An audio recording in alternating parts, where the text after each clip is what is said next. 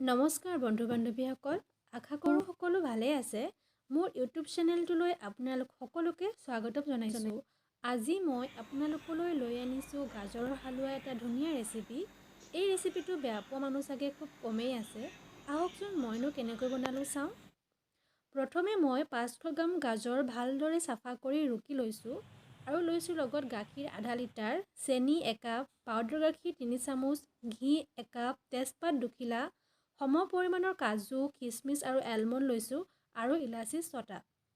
এতিয়া মই এখন পেন বহাইছোঁ। পেনখন অলপ গৰম হোৱাত মই তাত ঘি 2 চামুচ দিছোঁ।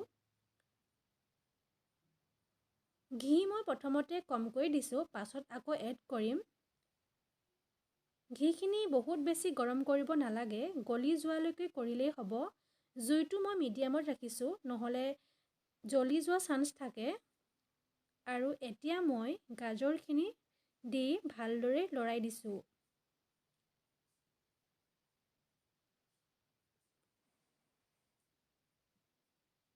গাজৰৰ নিজা পানীখিনি শুকাই যোৱালৈকে ভালদৰে লৰাই থাকিব লাগিব।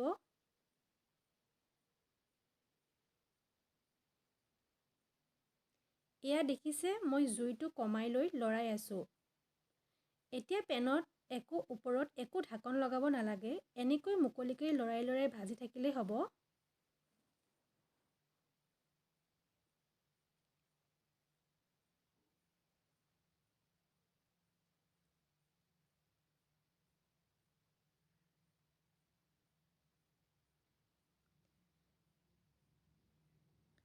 এনেকৈ প্ৰায় 20 মিনিটমান ভাজি থকাৰ পাছত আপোনালোকে দেখিছে, যিমান পৰিমাণৰ মই গাজৰ দিছিলোঁ তাৰ আধা পৰিমাণৰহে আছেগৈ আৰু গাজৰৰ ৰংটো অলপ সলনি হৈ আহিছে।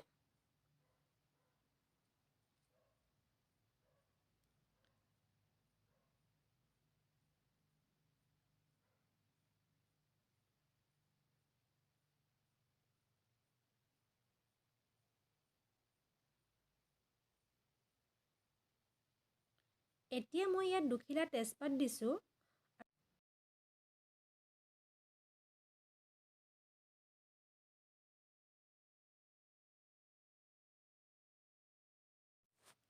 আৰু হেতাখনেৰে অলপ হেঁচা দি গাজৰ অলপ ভাঙি দিছোঁ।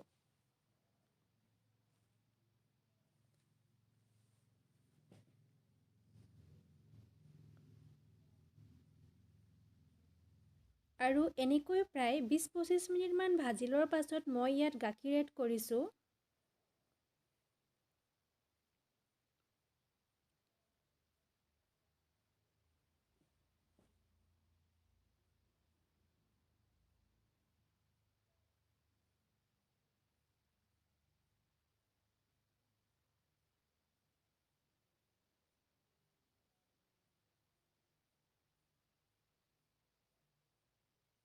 আৰু গাখীৰখিনি 2 মিনিটমানৰ পাছত উতলি অহাত মই ইয়াত ঢাকোন লগাই দিছোঁ আৰু জুই ফ্লেমটো হাই কৰি দিছোঁ।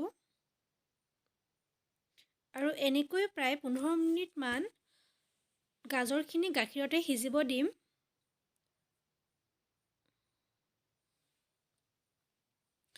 আৰু মাজে মাজে অলপ সময়ৰ মূৰে মূৰে লৰাই আছোঁ। অলপ মাজে মাজে চেক কৰি থাকিব, যিহেতু জুই ফ্লেমটো এতিয়া হাই কৰি থোৱা আছে, নহ'লে তলৰ ফালৰ পৰা জ্বলি অহা চান্স থাকে। আৰু 15 মিনিটমান এনেকৈ সিজাই থকাৰ পাছত মই ইয়াত 6টামান ইলাচি অলপ থেতেলিয়াই লৈ গাজৰখিনিত দি দিছোঁ আৰু পুনৰ লৰাই আছোঁ। আৰু ইলাচিৰ ফ্লেভাৰটো যাতে গাজৰখিনিত ভালদৰে সোমাই যায়, তাৰ বাবে মই পুনৰ ঢাকন লগাই দিছোঁ। আৰু এতিয়া মই জুইৰ ফ্লেমটো ল' কৰি দিছোঁ।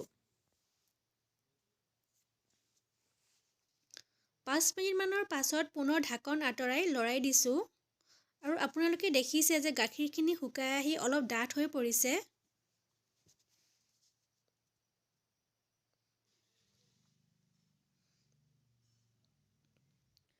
আৰু এতিয়া মই ইয়াত 1 কাপ চেনি এড কৰিছোঁ। চেনিটো আপোনালোকৰ নিজৰ ভালপোৱাৰ জোখমতে অলপ কম বেছি কৰিব পাৰে।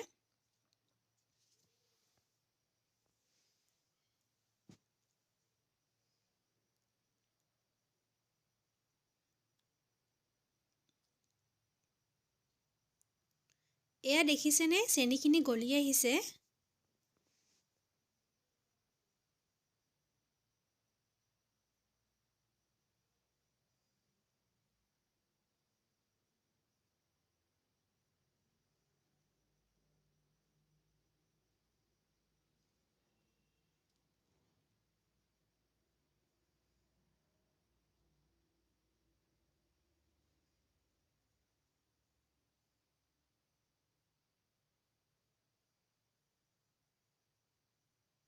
চেনি দি 5 মিনিটমান এনেকৈ ভজা পাছত মই ইয়াত গাখীৰৰ পাউডাৰ এড কৰিছোঁ প্ৰায় 3 চামুচমান জোখাৰে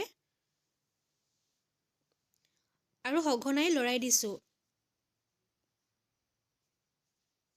আৰু এনেকৈ প্ৰায় 5 মিনিটৰ কাৰণে ভাজি আছোঁ আৰু গাজৰখিনি আমাৰ প্ৰায় 90% মান সিজিয়ে গৈছে আৰু এয়া চাওকচোন গাজৰৰ ৰংটো ডাঠ হৈ আহিছে। আৰু মই এতিয়া 2 চামুচমান জোখাৰে ঘি এড কৰিছোঁ। এতিয়া আৰু হেতাখন ৰখাই নিদিব, এনেদৰেই লৰাই থাকিব।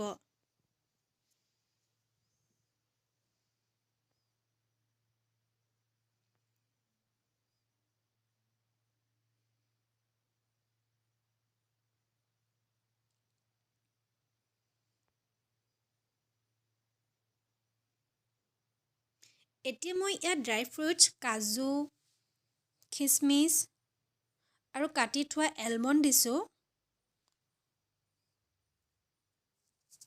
আৰু পুনৰ 5 মিনিটৰ কাৰণে লৰাই ভাজি লৈছোঁ। এয়া দেখিছেনে গাজৰখিনি কেনেকৈ পেনখনৰ পৰা এৰি আহিছে আৰু গাজৰখিনি যে ধুনীয়াকৈ সিজি গৈছে এইটোৱে প্ৰমাণ। এয়া চাওক মোৰ গাজৰৰ হালোৱা ৰেডি হৈ গৈছে। মই এখন প্লেটত গাজৰৰ হালোৱাখিনি কাঢ়ি লৈছোঁ।